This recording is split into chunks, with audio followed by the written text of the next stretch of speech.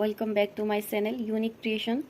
আজি মই আপোনালোকৰ বাবে এটা নতুন ৰেচিপি লৈ আহিছোঁ। যদি আপোনালোকে ৰেচিপিটো চাই ভাল পায় তেনেহ'লে কমেণ্ট কৰি জনাব আৰু ভিডিঅ'টো আগলৈ চাই থাকক। এয়া মই ভেন্দি কাটি লৈছোঁ সৰু সৰুকৈ। এয়া ধুই কিনে কাটি লৈছোঁ ভেন্দি সৰু সৰুকৈ ধুনীয়াকৈ কাটি কিনে ইয়াত প্লেটত মানে ধুনীয়াকৈ সজাই লৈছোঁ। আৰু ইয়াৰ লগত মানে দুটা পিঁয়াজ, এই দুটা পিঁয়াজ মই কাটি ল'ম। লৈ কিনে মানে ভেন্দি বনাবি যিহেতু ভেন্দিতে দিম আৰু চাই থাকিব আপোনালোকে মই কেনেকৈ বনাওঁ। এয়া মই টাৱাত অলপ তেল দি ল'ম।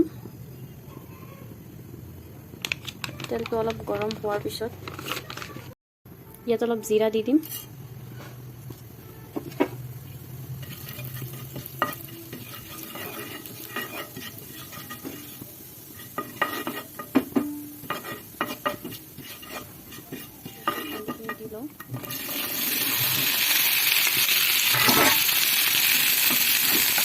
এইখিনি অলপমান লাৰিম, 2 মিনিটমান লাৰিম আমি। তাৰপিছত মই হালধি অলপ ইয়াতে দি দিম।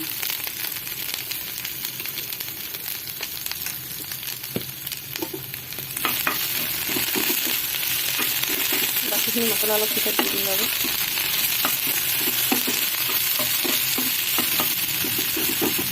বেছি লাৰি নাথাকোঁ মই দিম। মই ইয়াতে ঢাকনখিনি দি দিছোঁ।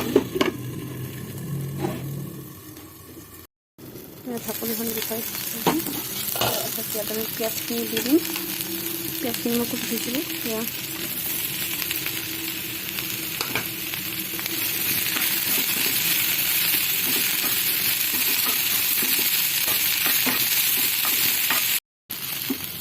আমি জ্বালা গুড়া অলপমান দিম।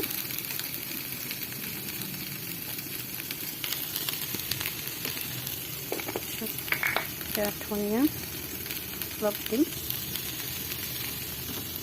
আৰু ইয়াত জিৰা অলপ ইয়াত দি কিনে অলপ লাৰি দিম।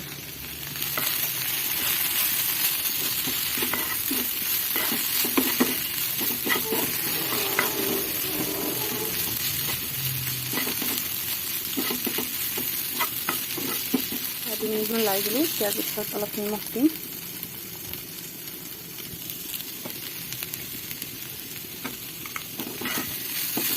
নিমখ দি উঠি অলপ নেমু দি দিম।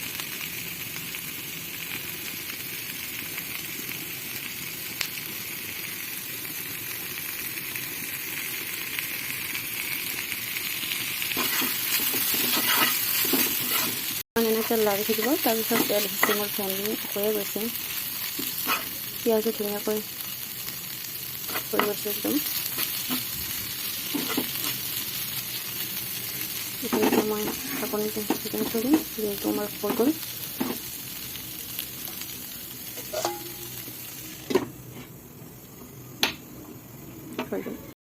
যদি আপোনালোকে ৰেচিপিটো চাই ভাল পাইছে তেনেহ'লে লাইক কৰিব, শ্বেয়াৰ কৰিব, কমেণ্ট কৰি জনাব।